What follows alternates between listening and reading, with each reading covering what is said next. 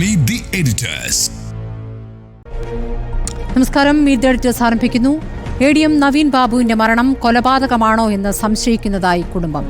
SIT അന്വേഷണത്തിൽ വിശ്വാസമില്ല എന്നും കേസിൽ തുടക്കം മുതൽ തന്നെ പോലീസിന്റെ ഭാഗത്ത് അനാസ്ഥയുണ്ടായെന്നും ഭാര്യ മഞ്ജുഷ ഹൈക്കോടതിയിൽ നൽകിയ ഹർജിയിൽ പറയുന്നു. സത്യം പുറത്തുവരാൻ CBI അന്വേഷണം വേണമെന്നാണ് ആവശ്യം. നവീൻ ബാബുവിന്റെ മരണത്തിൽ അസ്വാഭാവികത ഉന്നയിക്കുകയാണ് കുടുംബം. മരണത്തിൽ നീതി നിഷേധിക്കുന്നത് ന്യായീകരിക്കാനാവില്ല. ഏതറ്റം വരെ പോയാലും നവീൻ ബാബുവിന് നീതി ലഭിക്കുമെന്ന് മന്ത്രിമാർ ആ വീട്ടിലെത്തി നൽകിയ ഉറപ്പാണ്. അത് പാലിക്കാൻ എന്ത് നടപടിയാണ് സർക്കാരിന്റെ ഭാഗത്തുനിന്ന് ഉണ്ടായത്? അന്വേഷണത്തിൽ തൃപ്തിയില്ലെന്ന് കുടുംബം കോടതിയിൽ. മൊഴി രേഖപ്പെടുത്താൻ പോലും കാലതാമസമുണ്ടായെന്ന് ആരോപണം. കൊലപാതകമാണോ എന്ന് സംശയിക്കുന്നു. പോലീസിന്റെ വാദം മുഖവിലക്കെടുക്കാനാവില്ലെന്ന് കുടുംബം. ഇൻക്വസ്റ്റ് നടപടികളിലടക്കം പോലീസിന് തിടുക്കം. ബന്ധുക്കളെത്താൻ കാത്തുനിൽക്കാത്തതിലും ദുരൂഹത. കുടുംബത്തിന്റെ സംശയം ദൂരീകരിക്കാൻ നടപടികൾ വേണം. കേസന്വേഷണത്തിൽ പോലീസിന് പാളിച്ച പറ്റിയിട്ടുണ്ടോ? മൊഴിയെടുപ്പിലെ കാലതാമസം എന്തുകൊണ്ട്? PP ദിവ്യയ്ക്ക് കിട്ടിയ പിന്തുണ എന്തുകൊണ്ട് മഞ്ജുഷയ്ക്ക് ലഭിക്കുന്നില്ല? CCTV ദൃശ്യങ്ങൾ ഉൾപ്പെടെ പരിശോധിച്ചതിൽ വീഴ്ച സംഭവിച്ചോ? മഞ്ജുഷയ്ക്കും ആ 2 പെൺകുട്ടികൾക്കും നീതി നിഷേധിക്കപ്പെടരുത്. അന്വേഷണത്തിന് CBI വരണോ?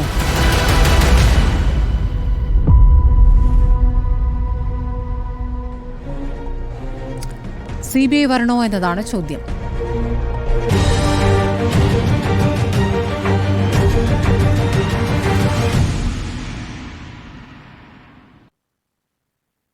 ഉണ്ണിബാലകൃഷ്ണൻ, നമ്മൾ കുറേയേറെ നാൾ ചർച്ച ചെയ്ത വിഷയമാണ്. ഇപ്പോൾ CBI അന്വേഷണമാണ് കുടുംബം ഹൈക്കോടതിയിൽ ആവശ്യപ്പെട്ടിരിക്കുന്നത്. CBI വരണോ ഈ കേസിൽ? ഈ കേസിൽ CBI വരണം എന്നാണ് എൻ്റെ അഭിപ്രായം. അതിൻ്റെ കാരണം എന്താണെന്ന് വെച്ചാൽ, ഈ കേസുമായി ബന്ധപ്പെട്ട് പൊതുസമൂഹത്തിൽ വലിയ സംശയങ്ങൾ നിലനിൽക്കുന്നുണ്ട്. അത് ആ കുടുംബത്തിൻ്റെ സംശയം മാത്രമല്ല. ഇതിൻ്റെ തുടക്കം മുതലൊന്ന് പരിശോധിച്ച് നോക്കൂ, എന്തെല്ലാം വീഴ്ചകളാണ് അന്വേഷണത്തിൻ്റെ പല ഘട്ടങ്ങളിലും സംഭവിച്ചിട്ടുള്ളത്. ഇപ്പോൾ ഉദാഹരണത്തിന് ഈ പറയുന്ന കേസ്, അതായത് ഈ ആത്മഹത്യ, ആരാണ് ആത്മഹത്യ ചെയ്തത്? ADM നവീൻ ബാബുവാണ് ആത്മഹത്യ ചെയ്തത്. ADM എന്ന് പറഞ്ഞാൽ ആരാണ്? ഒരു ജില്ലയിലെ ഏറ്റവും പ്രധാനപ്പെട്ട 2ാമത്തെ ഉദ്യോഗസ്ഥനാണ്. അദ്ദേഹം ഒരു ദുരൂഹ സാഹചര്യത്തിൽ ആത്മഹത്യ ചെയ്യുന്നു. ആ ആത്മഹത്യയെക്കുറിച്ച് ആരാണെന്ന് ആദ്യം അന്വേഷിച്ചത്? കണ്ണൂരിലെ ടൗൺ പോലീസ് സ്റ്റേഷനിലെ SHO ആയിട്ടുള്ള ശ്രീജിത്ത് കൊടേരി എന്നൊരു ഉദ്യോഗസ്ഥൻ അന്വേഷിച്ചു. എത്ര ദിവസം അന്വേഷിച്ചു? ഇനി അങ്ങോട്ട് നോക്കൂ, എപ്പോഴാണ് PP ദിവ്യ എന്ന് പറയുന്ന ജില്ലാ പഞ്ചായത്ത് പ്രസിഡന്റിനെ ഈ കേസിൽ പ്രതിയാക്കിയത്? അതിനുശേഷം എപ്പോഴാണ് അവർ ജില്ലാ പഞ്ചായത്ത് പ്രസിഡന്റ് സ്ഥാനം രാജിവെച്ചത്? പിന്നീട് എപ്പോഴാണ് പാർട്ടി അവർക്കെതിരെ ഒരു നടപടിയെടുത്തത്? ഇതിലൊക്കെ സംഭവിച്ചിട്ടുള്ള കാലതാമസങ്ങളില്ലേ? ഈ കാലതാമസങ്ങളൊക്കെ നമ്മൾ നിരന്തരം ചർച്ച ചെയ്തില്ലേ? പാർട്ടി ആർക്കൊപ്പമാണ്, സർക്കാർ ആർക്കൊപ്പമാണ്, പോലീസ് ആർക്കൊപ്പമാണ് എന്ന് കേരളം ചർച്ച ചെയ്തില്ലേ? ഇരയ്ക്കൊപ്പമാണോ വേട്ടക്കാരനൊപ്പമാണോ എന്ന ചോദ്യം കേരളം ഉയർത്തിയില്ലേ? എപ്പോഴാണ് ഈ കേസിലൊരു SIT നിയമിച്ചത്? 10 ദിവസങ്ങൾക്ക് ശേഷമാണ്. എന്ന് മാത്രവുമല്ലല്ലോ, ഇതുമായി ബന്ധപ്പെട്ടൊരു വ്യാജ പരാതി ഉണ്ടായിരുന്നല്ലോ, TV പ്രശാന്തൻ്റെ പരാതി. ആ പരാതിയുമായി ബന്ധപ്പെട്ട അന്വേഷണം എന്തായി? ഇന്ന് നമുക്കൊരു മറുപടിയുമില്ല. എന്ന് മാത്രവുമല്ല, പ്രശാന്തൻ എന്ന് പറയുന്ന ആരോഗ്യവകുപ്പിലെ ഒരു ഉദ്യോഗസ്ഥനെതിരായിട്ട് എപ്പോഴാണ് ഒരു നടപടി ഈ കേസുമായി ബന്ധപ്പെട്ടുണ്ടായത്? ആരോഗ്യവകുപ്പിൻ്റെ അഡീഷണൽ ചീഫ് സെക്രട്ടറിയാണ് കണ്ണൂരേക്ക് തിരുവനന്തപുരത്ത് നിന്ന് യാത്ര ചെയ്ത് അന്വേഷണമൊക്കെ നടത്തിയതിന് ശേഷം പിന്നെ 2 ദിവസം കഴിഞ്ഞിട്ട് സസ്പെൻഡ് ചെയ്യുന്നത്. ഈ വ്യാജ പരാതിയിൽ അന്വേഷണം എന്തായി നമുക്കറിയില്ല. ഈ സസ്പെൻഷൻ നടത്തുമ്പോഴും ആരോഗ്യവകുപ്പ് ജീവനക്കാരനായിട്ടുള്ള ഒരാൾക്ക് സ്വകാര്യ സംരംഭം ആരംഭിക്കാൻ കഴിയുമോ എന്നുള്ള ചോദ്യത്തിന് ഇതുവരെ മറുപടി കിട്ടിയിട്ടില്ല. ഇതൊക്കെ കൂടാതെ നവീൻ ബാബുവിൻ്റെ ഡിപ്പാർട്ട്മെൻറ്റായിട്ടുള്ള റവന്യൂ വകുപ്പ് 2 സുപ്രധാനമായ അന്വേഷണങ്ങൾ നടത്തിയല്ലോ. ആ 2 സുപ്രധാനമായ അന്വേഷണങ്ങൾക്ക് ശേഷവും അരുൺ K. വിജയൻ എന്ന് പറയുന്ന കളക്ടർ സുരക്ഷിതനല്ലേ? അപ്പോൾ ഈ സംഭവങ്ങൾ ഒന്ന് നോക്കൂ. ഈ സംഭവങ്ങളിലെല്ലാം അന്വേഷണം ഏകപക്ഷീയമായി പോകുന്നു എന്നൊരാൾ സംശയിച്ചാൽ അയാളെ കുറ്റപ്പെടുത്താൻ കഴിയുമോ? എന്ന് മാത്രമല്ല, പോലീസ് ദിവ്യയോട് എത്ര കാരുണ്യത്തോടുകൂടി, എത്ര സ്നേഹത്തോടു കൂടിയാണ് പെരുമാറിയിട്ടുള്ളത്. ദിവ്യ കൺവെട്ടത്തുണ്ടായിരുന്നല്ലോ, ഒരാക്ഷനും പോലീസിൻ്റെ ഭാഗത്തുനിന്നുണ്ടായില്ല. എന്ന് മാത്രമല്ല, ദിവ്യ ടൗൺ പോലീസ് സ്റ്റേഷൻ്റെ തൊട്ടുപുറയിൽ ഒരു 100 മീറ്റർ പരിധിയിൽ വന്നിട്ടാണ് പഞ്ചായത്ത് സെക്രട്ടറിയെ കണ്ടിട്ട് ജില്ലാ പഞ്ചായത്ത് പ്രസിഡന്റ് സ്ഥാനം രാജിവെച്ചു എന്ന് പറഞ്ഞൊരു കത്ത് കൊടുത്തിട്ട് പോകുന്നത്. ഇതൊക്കെ ഈ കേരളത്തിലാണ് സംഭവിച്ചിട്ടുള്ളത്. എന്ന് മാത്രമല്ല, ദിവ്യ എങ്ങനെ അറസ്റ്റ് ചെയ്തത്? ദിവ്യയുമായൊരു ധാരണയുണ്ടാക്കി ദിവ്യയ്ക്ക് കൺവീനൻ്റ് ആയിട്ടുള്ള സ്ഥലത്ത് പോയിട്ട് അസിസ്റ്റന്റ് കമ്മീഷണർ അറസ്റ്റ് ചെയ്യുകയാണ്. അറസ്റ്റ് ചെയ്ത് കൊണ്ടുവരുമ്പോൾ മാധ്യമങ്ങളെ തെറ്റിദ്ധരിപ്പിക്കാൻ ശ്രമിക്കുന്നു. ദിവ്യ വരാൻ പോകുന്നത് ക്രൈംബ്രാഞ്ച് ആസ്ഥാനത്തേക്കാണെന്ന് പറയുന്നു, എന്നിട്ട് മറ്റൊരു പോലീസ് സ്റ്റേഷനിലേക്ക് പോകുന്നു.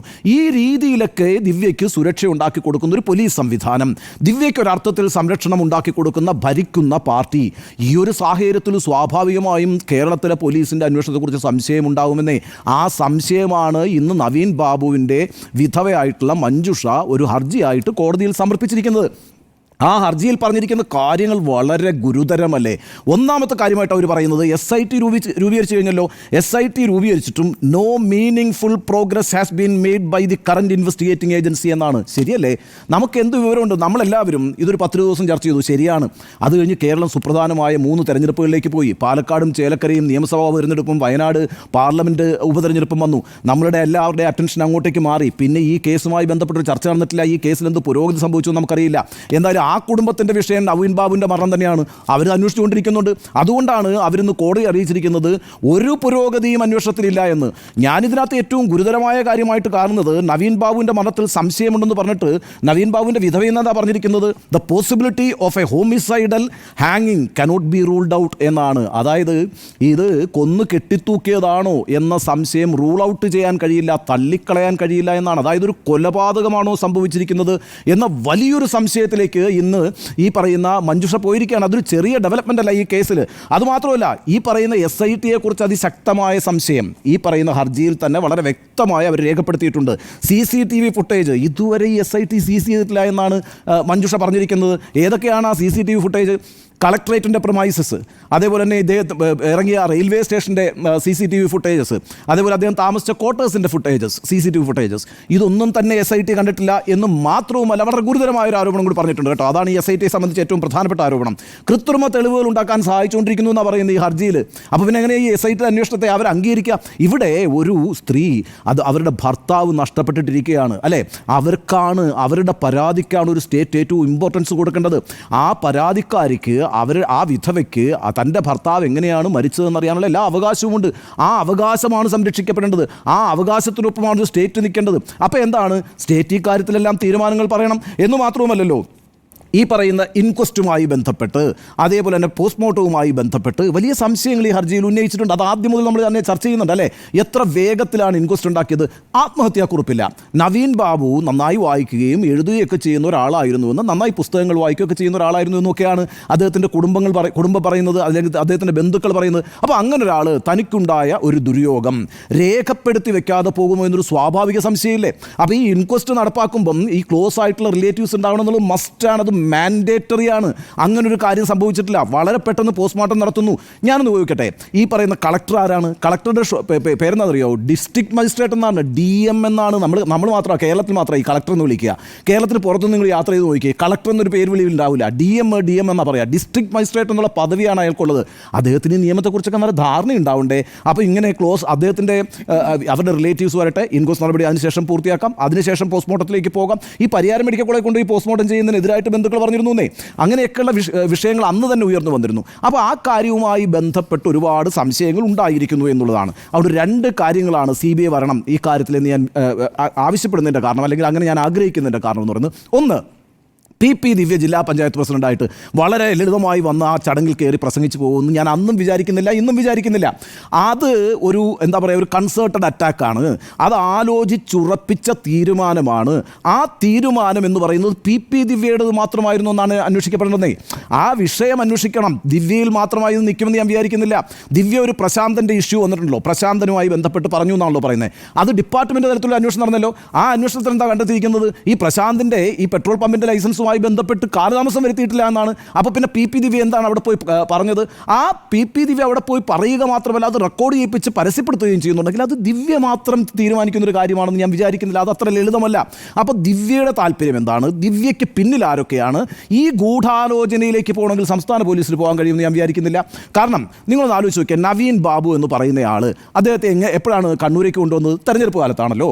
ഈ തെരഞ്ഞെടുപ്പ് കാലത്ത് നവീൻ ബാബുവിനെ പോലെ കണ്ണൂർ പോലെ സെൻസിറ്റീവായ ഒരു ജില്ലയിലേക്കാണ് കൊണ്ടുവരുന്നതെന്ന് ഓർക്കണം. ജില്ലയിലെ 2ാമത്തെ പ്രധാനപ്പെട്ട ഉദ്യോഗസ്ഥനായിട്ട് ഈ തെരഞ്ഞെടുപ്പ് കണ്ടക്ട് ചെയ്യേണ്ട ആൾ, അദ്ദേഹത്തെ അവിടെ കൊണ്ടുവരണമെങ്കിൽ CPMന് വിശ്വാസമില്ലാത്ത ഒരാൾ അവിടെ വരുമെന്ന് വിചാരിക്കുന്നുണ്ടോ? ഇല്ല. അപ്പോൾ CPMന് വിശ്വാസമുള്ള ഒരാൾ തന്നെയാണ് നവീൻ ബാബു. പക്ഷേ ഏതോ ഒരു ഘട്ടത്തിൽ വെച്ച് നവീൻ ബാബുവുമായിട്ട് CPM തെറ്റുന്നുണ്ട്.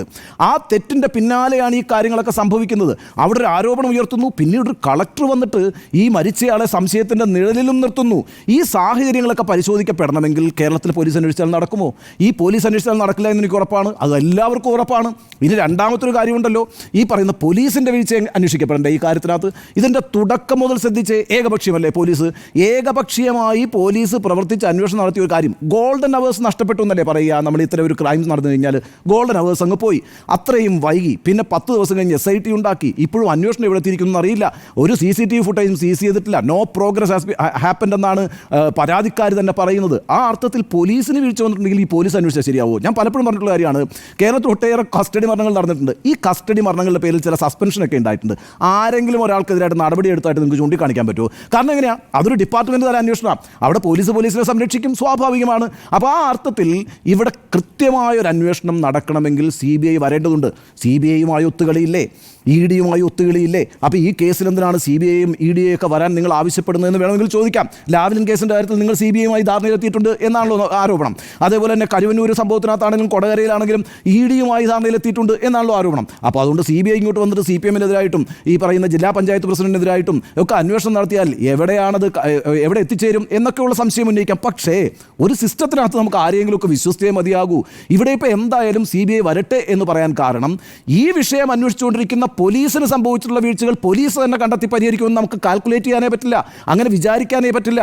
അതുകൊണ്ട് ഇവിടെ ഏറ്റവും പ്രധാനമായി ഞാൻ കാണുന്നത്, തനിക്ക് നീതി നിഷേധിക്കപ്പെട്ടിരിക്കുന്നു എന്നൊരു വിധവ വന്ന് പൊതുസമൂഹത്തോട് പറയുകയാണ്, ഒരു നിയമവ്യവസ്ഥയോട് പറയുകയാണ്, ഒരു സർക്കാരിനോട് പറയുകയാണ്.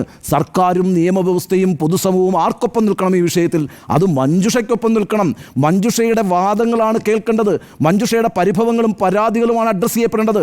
മഞ്ജുഷയ്ക്കൊപ്പമാണ് സ്റ്റേറ്റ് നിൽക്കേണ്ടത്. അതുകൊണ്ട് അങ്ങനെ സംഭവിക്കുന്നില്ല എങ്കിൽ, ആ സ്റ്റേറ്റ് പോലീസ് മെഷീനറി അങ്ങനെ ഉപയോഗിക്കപ്പെടുന്നില്ല എങ്കിൽ അത് നിശ്ചയമായും ഒരു വലിയ വീഴ്ചയാണ്. ആ വീഴ്ച പരിഹരിക്കപ്പെടണമെങ്കിൽ ഞാൻ വിചാരിക്കുന്നത് CBI ഈ കേസിൽ വരണമെന്നാണ്. കാരണം ഇതെൻ്റെ മാത്രം അഭിപ്രായമായി ഞാൻ വിചാരിക്കുന്നില്ല, പൊതുസമൂഹം അങ്ങനെ ഒരു ആശങ്ക ഈ കേസിൻ്റെ തുടക്കം മുതൽ വെച്ച് പുലർത്തുന്നുണ്ട്. ആ ഒരു പൊതുബോധം നിർമ്മിക്കപ്പെട്ടിരിക്കുന്നു. ആ പൊതുബോധത്തിൻ്റെ പിന്നെ രാഷ്ട്രീയ പ്രസ്ഥാനങ്ങൾക്കും സർക്കാരിനൊന്നും പോകാൻ കഴിയില്ല, അങ്ങനെയൊന്നും തള്ളിക്കളയാൻ കഴിയുന്നൊരു വിഷയമല്ല. ഇതൊരു സ്ത്രീയുടെ കണ്ണുനീരിൻ്റെ പ്രശ്നമാണ്, ഒരു കുടുംബത്തിൻ്റെ വിഷമമാണ്. ആ വിഷമത്തെ അഡ്രസ്സ് ചെയ്തേ പറ്റുകയുള്ളൂ. അതുകൊണ്ട് CBI വരണം എന്ന് തന്നെയാണ് ഇക്കാര്യത്തിൽ എൻ്റെ ഉറച്ച നിലപാട്. തുടരാം. എൻ്റെ അഭിപ്രായത്തിൽ CBI തന്നെ വരേണ്ടതുണ്ട്. കാരണം ആ കുടുംബം ഇതുവരെ ആ പാർട്ടിയോടും സർക്കാരിനോടും കാണിച്ച മര്യാദയും അവർ കാണിച്ച ക്ഷമയും ഒന്ന് നോക്കിക്കഴിയുമ്പോൾ, നോക്കൂ, ഈ തിരഞ്ഞെടുപ്പ് സമയത്ത് പോലും ഈ വിഷയത്തിലൊന്നും ആ തരത്തിലുള്ള പ്രതികരണം, തിരഞ്ഞെടുപ്പ് കഴിയും വരെ അവർ പ്രതികരണത്തിലേക്കോ ഈ ഹർജി നൽകാനോ തയ്യാറായിട്ടില്ല എന്നുള്ളതാണ്. ഈ ഘട്ടം വരെ ഈ പോലീസിൻ്റെ വീഴ്ചകൾ ഓരോന്നും വന്ന ഘട്ടങ്ങളിൽ പോലും പോലീസ് ഇനി അന്വേഷിക്കേണ്ട എന്ന രൂപത്തിലേക്ക് അവർ വന്നിട്ടില്ല. അന്വേഷണം സത്യാവസ്ഥ കണ്ടെത്തണം, സത്യം കണ്ടെത്തണം എന്നുള്ള പ്രതികരണം നടത്തുമ്പോഴും പോലീസ് അന്വേഷണം വേണ്ട എന്നൊരു പ്രതികരണം ഭാര്യ മഞ്ജുഷ അതുവരെയും നടത്തിയിരുന്നില്ല എന്നുള്ളതാണ് ഇന്നിപ്പോൾ നൽകിയിരിക്കുന്ന ഹർജിയിൽ പറയുന്ന പ്രധാനപ്പെട്ട കാര്യം എന്നുള്ളത്. പോലീസ് PP ദിവ്യയ്ക്ക് വേണ്ടി പ്രവർത്തിക്കുന്നു എന്നുള്ളവരുടെ മനസ്സിലാക്കലാണ്. PP ദിവ്യയ്ക്ക് വേണ്ടി പ്രവർത്തിക്കുന്നു എന്നുള്ളതാണ് അവരുടെ സംശയം. ആ ഹർജിയിൽ അത് കൃത്യമായി പറയുന്നു എന്നുള്ളതാണ്. അപ്പോൾ അതിൽ അവർക്ക് ആ ബോധ്യത്തിലേക്ക് എത്തുന്ന കാര്യങ്ങളുണ്ട്. PP ദിവ്യയ്ക്ക് CPM പിന്തുണയുണ്ട് എന്ന് നവീൻ ബാബുവിൻ്റെ കുടുംബം ആ ഹർജിയിൽ പറഞ്ഞിരിക്കുന്നു എന്നുള്ളതാണ്. അതോടൊപ്പം തന്നെ പ്രശാന്തനുമായി ബന്ധപ്പെട്ട്, പ്രശാന്തൻ ഈ അഴിമതി ആരോപണം ഉന്നയിച്ചതുമായി ബന്ധപ്പെട്ട് പറയുന്നു, കൊന്നു കെട്ടിത്തൂക്കിയതാണോ എന്നുള്ള സംശയം അവർ ഉന്നയിക്കുകയാണ്. നമുക്ക് ഈ കേസിൻ്റെ നാൾവഴികൾ വരുന്ന തുടക്കം മുതൽ ഈ കേസ് ഏത് തരത്തിലാണ് ശ്രദ്ധിക്കപ്പെടുന്നത്? അവിടെ ജില്ലാ പഞ്ചായത്ത് പ്രസിഡന്റ് തന്നെ അപമാനിക്കുന്ന ദൃശ്യങ്ങൾ അവർ തന്നെ പുറത്തുവിടുന്നു. അവർ തന്നെ പുറത്തുവിട്ട ശേഷം ആ മരണം സംഭവിച്ച ശേഷം എങ്ങനെയൊക്കെയാണ് അന്വേഷണം നീങ്ങിയത്? എത്ര ദിവസം കഴിഞ്ഞാണ് ജില്ലാ പഞ്ചായത്ത് പ്രസിഡന്റ് സ്ഥാനത്തു നിന്നും അവരെ മാറ്റിയത്? ഈ ജില്ലാ കമ്മിറ്റിയിൽ നിന്ന് മാറ്റിയത് എപ്പോഴാണ്? ഈ തെരഞ്ഞെടുപ്പ് അടുത്ത ഘട്ടത്തിൽ മാത്രമാണ്. അതുവരെ ആ രൂപത്തിൽ ഒരു തീരുമാനത്തിലേക്ക് അവർ പോയിരുന്നില്ല. പാർട്ടി സംസ്ഥാന സെക്രട്ടറി PP ദിവ്യയ്ക്കൊപ്പമാണോ അതോ നവീൻ ബാബുവിൻ്റെ കുടുംബത്തിനൊപ്പമാണോ എന്ന് സംശയിക്കുന്ന രീതിയിൽ കാര്യങ്ങൾ വരുന്നു. ഒന്ന്, നവീൻ ബാബുവിൻ്റെ കുടുംബത്തിലേക്ക് പോകുന്നു, അവർക്ക് പൂർണ്ണ പിന്തുണ പ്രഖ്യാപിക്കുന്നു.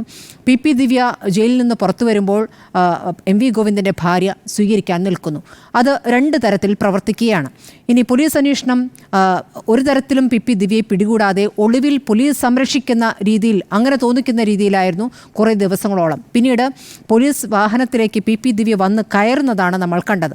അതിനുശേഷം നടന്ന കാര്യങ്ങളൊക്കെ അന്വേഷണവുമായി ബന്ധപ്പെട്ടിപ്പോൾ ദിവ്യ അപമാനിച്ച് നടത്തിയ ആ പ്രതികരണം അതുമായി ബന്ധപ്പെട്ട അന്വേഷണം അതിൽ ഒതുക്കിയിരിക്കുന്നു അന്വേഷണം എന്നുള്ളതാണ്. അവിടെ പ്രശാന്തനുമായി ബന്ധപ്പെട്ടോ ആ തരത്തിലുള്ള ഈ അഴിമതി ആരോപണവുമായി ബന്ധപ്പെട്ടുള്ള അന്വേഷണത്തിലേക്ക് പോകുന്നില്ല.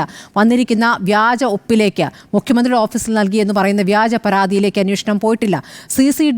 CCTV ദൃശ്യങ്ങൾ എടുത്തിട്ടില്ല എന്ന് ആ കുടുംബം പറയുന്നു.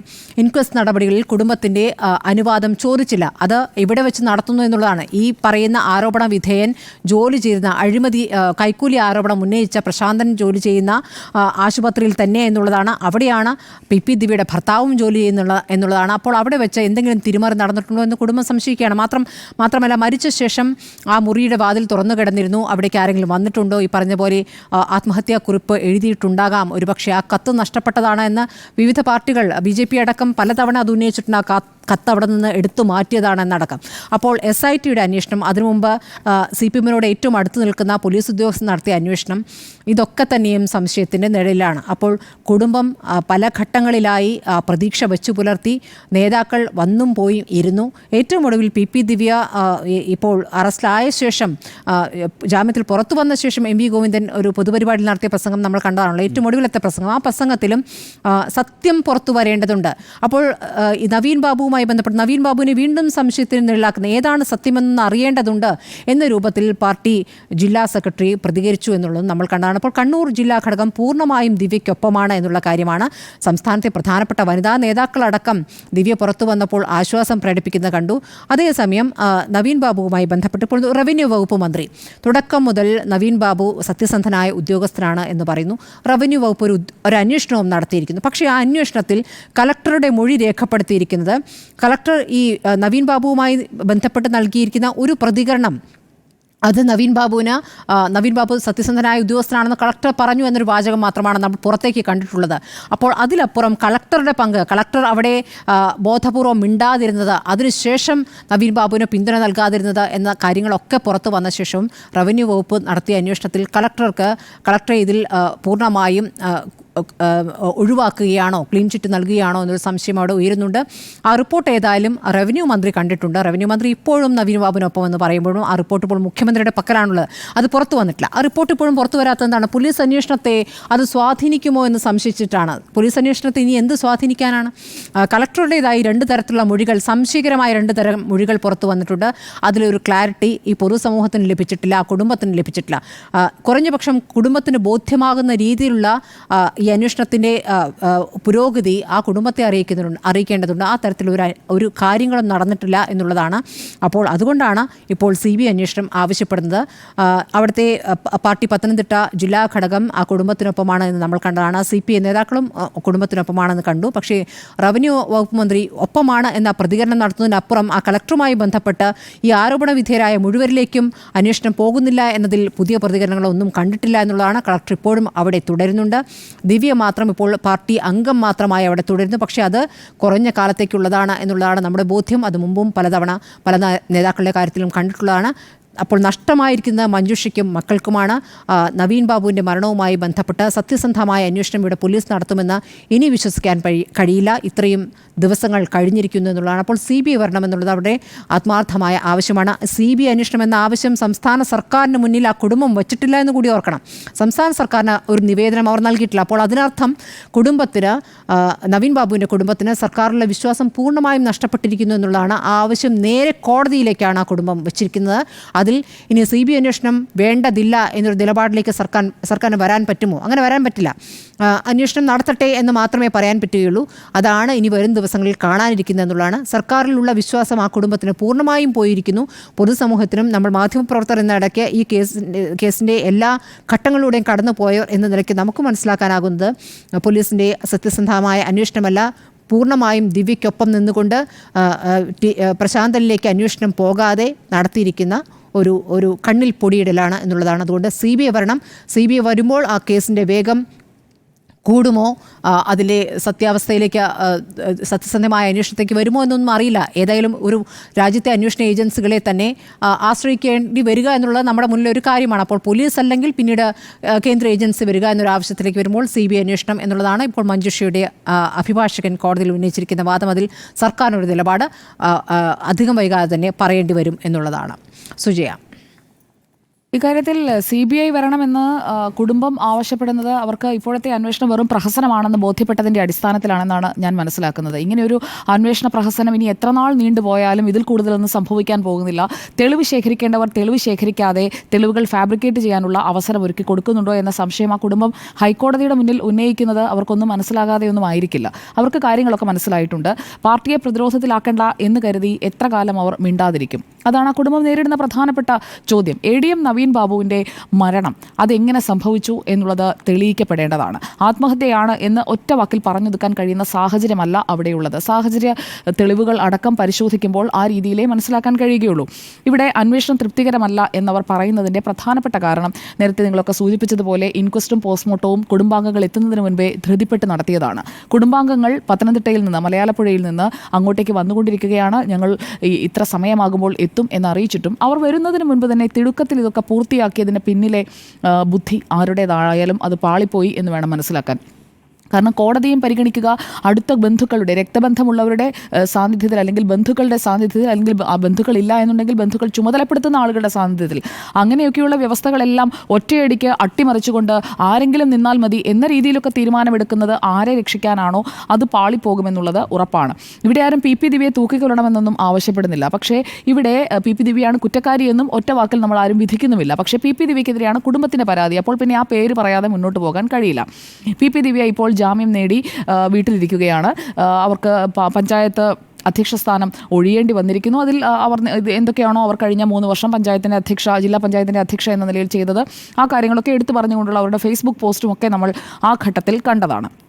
ഇവിടെ PP ദിവ്യയെ സംരക്ഷിക്കാനാണ് പാർട്ടി ശ്രമിക്കുന്നത് എന്നുള്ളത് ഇപ്പോൾ ഈ ഹർജി കണ്ടിട്ടൊന്നും വേണ്ട മലയാളിക്ക് മനസ്സിലാക്കാൻ. അതിനു മുൻപ് തന്നെ കൃത്യമായി മനസ്സിലായതാണ്. അവരെ മജിസ്ട്രേറ്റിൻ്റെ വസതിയിൽ ഹാജരാക്കാൻ കൊണ്ടുപോകുമ്പോഴൊക്കെ അവിടെ പോയി നിൽക്കുന്ന പാർട്ടി നേതാക്കളെ നമ്മൾ കണ്ടതാണ്. ജയിലിന് മുന്നിൽ കാത്തു നിൽക്കുന്ന നേതാക്കളിൽ അതിൽ പാർട്ടി സെക്രട്ടറിയുടെ ഭാര്യയടക്കം അവരും ഒരു രാഷ്ട്രീയ നേതാവ് എന്ന നിലയിലായിരിക്കാം പോയി നിന്നിട്ടുണ്ടാവുക, അല്ലെങ്കിൽ ഒരു സ്ത്രീ എന്ന നിലയിലുള്ള പരിഗണനയായിരിക്കാം, വാട്ടവർ.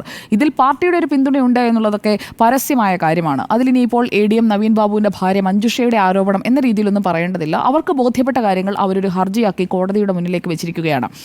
പലവട്ടം സംസാരിക്കുമ്പോഴും ADM നവീൻ ബാബുവിൻ്റെ ഭാര്യ മഞ്ജുഷ ആവർത്തിച്ച് പറയുന്ന കാര്യം നിയമ പോരാട്ടത്തിലാണ് വിശ്വാസമെന്നാണ്. അത് അവർ കൃത്യമായ ബോധ്യത്തോടെ പറയുന്നു എന്നാണ് ഞാൻ മനസ്സിലാക്കുന്നത്. നിയമ പോരാട്ടത്തിലല്ലാതെ പാർട്ടി വഴിയുള്ള സഹായത്തിലൂടെ സർക്കാർ തങ്ങളെ സഹായിച്ചുകൊണ്ട് ഇതിലൊരു നീതി തങ്ങൾക്ക് ഉറപ്പാക്കി തരും എന്ന വിശ്വാസം അവർക്ക് നഷ്ടപ്പെട്ടിരിക്കുന്നു എന്ന് തന്നെയാണ് ഹൈക്കോടതിയിൽ കൊടുത്തിരിക്കുന്ന ഈ ഹർജിയിൽ നിന്ന് മനസ്സിലാക്കേണ്ടത്. സംസ്ഥാന സർക്കാർ തന്നെ, കുടുംബത്തിന് ഇങ്ങനെയൊരു ആവശ്യമുണ്ടെങ്കിൽ സംസ്ഥാന സർക്കാർ തന്നെ മുൻകൈയെടുത്ത് CBI അന്വേഷണം വേണം. ഇപ്പോൾ ഹൈക്കോടതിയിൽ എന്തായാലും നോട്ടീസ് സംസ്ഥാന സർക്കാരിന് അയക്കുമ്പോൾ CBI അന്വേഷണത്തിന് തടസ്സമില്ല, CBI വരട്ടെ എന്നൊരു നിലപാടെടുത്താൽ സംസ്ഥാന സർക്കാരിനും മുഖ്യമന്ത്രി പിണറായി വിജയനും ഇക്കാര്യത്തിൽ ആ കുടുംബത്തിനൊപ്പമാണ് എന്ന് പാർട്ടി സെക്രട്ടറി മലയാളപ്പുഴയിലെ വീട്ടിലെത്തി 20 മിനിറ്റ് നീണ്ട കൂടിക്കാഴ്ച നടത്തി ഉറപ്പ് കൊടുത്തതിന് ഒപ്പമാണ്, അല്ലെങ്കിൽ ആ ഉറപ്പാണ് ശരി. രണ്ട് കുടുംബത്തിനുമൊപ്പം ഒരേ സമയം രണ്ട് വള്ളത്തിലും കാലിട്ട് നിൽക്കേണ്ടതില്ല. ADM നവീൻ ബാബുവിൻ്റെ ഭാര്യയ്ക്കൊപ്പമാണ് നിൽക്കേണ്ടത്, ആ കുടുംബത്തിനൊപ്പമാണ്, ആ രണ്ട് കുഞ്ഞുങ്ങൾക്ക് നിരുപമയ്ക്കും നിരഞ്ജനയ്ക്കും ഒപ്പമാണ് നിൽക്കേണ്ടത് എന്നൊരു തീരുമാനമെടുക്കാനൊന്നും ഒരുപാട് ആലോചനയുടെയൊന്നും ആവശ്യമില്ല. അവർക്ക് സത്യം എന്താണെന്ന് തെളിയണം. അല്ലാതെ അവർക്ക് PP ദിവ്യയെ പ്രോസിക്യൂട്ട് ചെയ്യണം എന്നൊന്നും അവർ പറയുന്നില്ല. സത്യം എന്താണെന്ന് തെളിയണം. ഇതൊരു ആത്മഹത്യയല്ല എന്നവർ സംശയിക്കുന്നതിൻ്റെ പ്രധാനപ്പെട്ട കാരണമായി അവർ പറയുന്ന ഒരു കാര്യം, 14-ാം തീയതിയാണ് ഈ യാത്രയയപ്പ് പരിപാടി നടക്കുന്നത്. 3 മണിക്ക് നിശ്ചയിച്ച പരിപാടിയാണ്, പക്ഷേ അത് 3:25-നാണ് തുടങ്ങുന്നത്. അത് വൈകി തുടങ്ങുന്നത് PP ദിവ്യയ്ക്ക് വരുന്നതിന് വേണ്ടിയാണ്. PP ദിവ്യ അടക്കമുള്ള പുറത്തു നിന്നുള്ള ഒരാളെ പോലും ക്ഷണിക്കാതെ തീരുമാനിച്ച ഒരു പരിപാടിയിലേക്ക് PP ദിവ്യയ്ക്ക് വരാനും കൂടെ കണ്ണൂർ വിഷൻ്റെ ജേർണലിസ്റ്റിനെയും വീഡിയോ ജേർണലിസ്റ്റിനെയും ഒക്കെ കൊണ്ടുവരാനും ഇത് ഷൂട്ട് ചെയ്യാനും ആ ഷൂട്ട് ചെയ്തതിൻ്റെ ഫൂട്ടേജ് അവർക്ക് എടുക്കാനും അത് പ്രചരിപ്പിക്കാനും, അതായത് റവന്യൂ ഗ്രൂപ്പുകളിലടക്കം, റവന്യൂ ജീവനക്കാരുടെ ഗ്രൂപ്പുകളിലടക്കം ഇത് പ്രചരിക്കുന്നുണ്ട്. ഇതൊക്കെ നവീൻ ബാബു കണ്ടിട്ടുമുണ്ട്. അപ്പോൾ ഇതെല്ലാം പ്രചരിക്കുന്നത് കണ്ടിട്ട് നവീൻ ബാബു ആത്മഹത്യയിലേക്ക് പോയോ, അതോ ഈ റെയിൽവേ സ്റ്റേഷനിലേക്ക് പോകേണ്ട തിരിച്ചുള്ള റിട്ടേൺ ടിക്കറ്റ് അടക്കം എല്ലാം തയ്യാറാക്കി വെച്ചിരുന്ന ബാഗുമായി ഇറങ്ങിയ നവീൻ ബാബു തിരിച്ചു ക്വാർട്ടേഴ്സിലേക്ക് പോയോ, വാതിൽ തുറന്നിട്ടിട്ട് ആത്മഹത്യ ചെയ്തോ, അങ്ങനെ പല പല കാര്യങ്ങളിൽ ദുരൂഹത നിൽക്കുകയാണ്.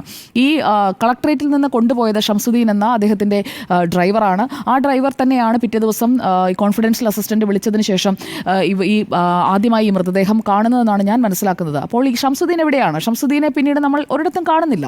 ഈ ഷംസുദ്ദീൻ എവിടെയാണ്? ഷംസുദ്ദീന് പ്രതികരിക്കാമല്ലോ. ഞാൻ മുനീശ്വരൻ കോവിലാണ് ഇറക്കി വിട്ടത് പറയുന്നില്ല. ഷംസുദ്ദീനെ നമ്മൾ പിന്നീട് കാണുന്നതേയില്ല. ഒരു മാധ്യമത്തിലും ഞാൻ ഷംസുദ്ദീൻ്റെ ഒരു പ്രതികരണം പോലും കണ്ടിട്ടില്ല. അപ്പോൾ ഇക്കാര്യത്തിൽ ദുരൂഹതകൾ നിൽക്കുകയാണ്. 14-ാം തീയതിയിലെ യാത്രയയപ്പ് ചടങ്ങ് കഴിഞ്ഞ് 5:45 കളക്ടറേറ്റിൽ നിന്ന് ഇറങ്ങിയപ്പോൾ മുതലുള്ള CCTV ഫുട്ടേജസ് പരിശോധിക്കണം. കളക്ടറേറ്റ് വളപ്പിൽ നിന്ന് നവീൻ ബാബു ഈ കാറിലേക്ക് കയറുന്നു. അതിനു മുൻപ് അദ്ദേഹവുമായി ആരെങ്കിലും സംസാരിച്ചിട്ടുണ്ടോ? കളക്ടർ പറയുന്നത് വിശദമായി സംസാരിച്ചുവെന്നാണ്. എന്നാൽ അവിടെ നിന്നുള്ള മറ്റ് ചിലർ നൽകുന്ന വിവരം അനുസരിച്ച്, അതുപോലെ തന്നെ ജീവനക്കാർ കൊടുത്ത മൊഴി അനുസരിച്ച് അങ്ങനെയുള്ള ദീർഘമായ ഒരു സംഭാഷണം നടന്നിട്ടില്ല. ഭാര്യ തന്നെ പറയുന്നു അങ്ങനെ സംസാരിക്കാൻ പറ്റുന്ന ഒരു ആത്മബന്ധം കളക്ടറുമായില്ല, അങ്ങനെ പോയി കുറ്റസമ്മതം നടത്തേണ്ട ഒരു സാഹചര്യവും അവിടെ ഇല്ല എന്നവർ തറപ്പിച്ച് പറയുകയാണ്. അതുകൊണ്ടാണ് കളക്ടറെ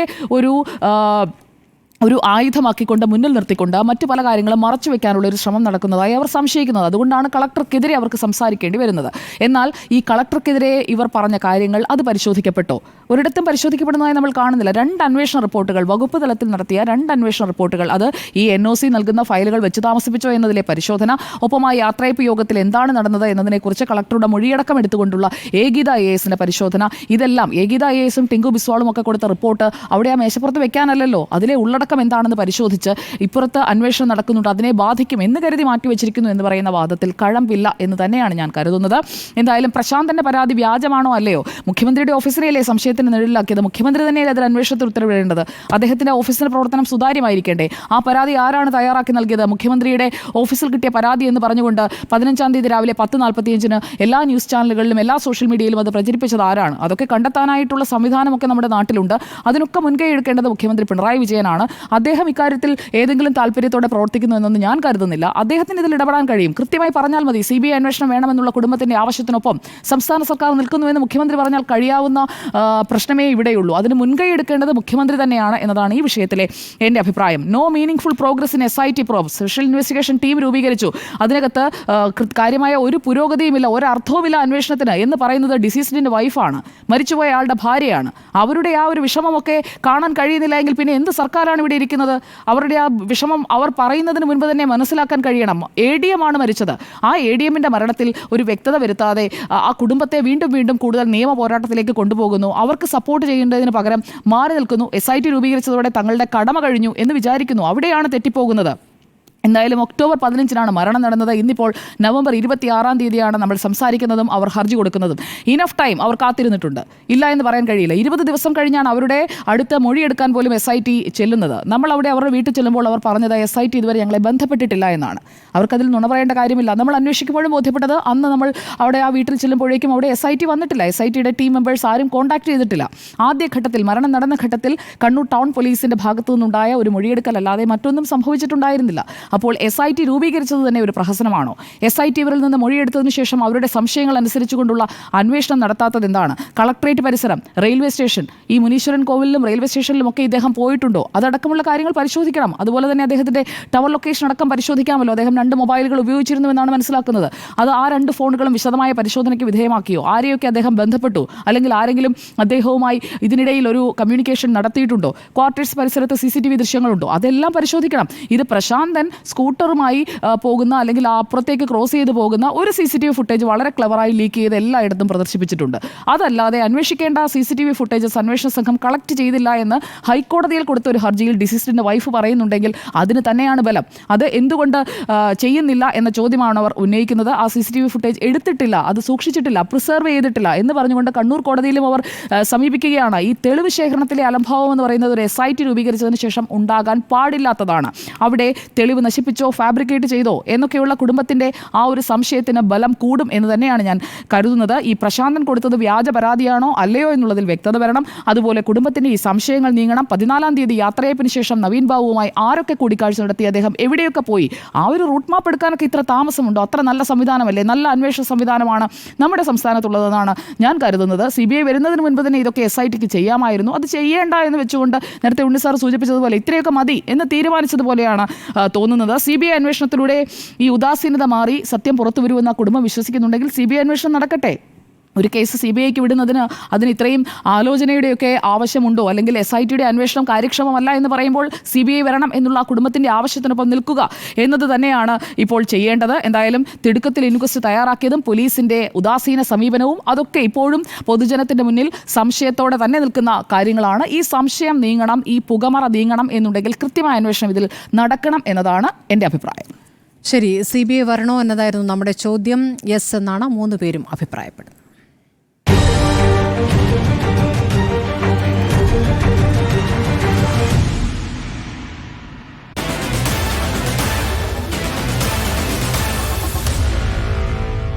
Meet the editors.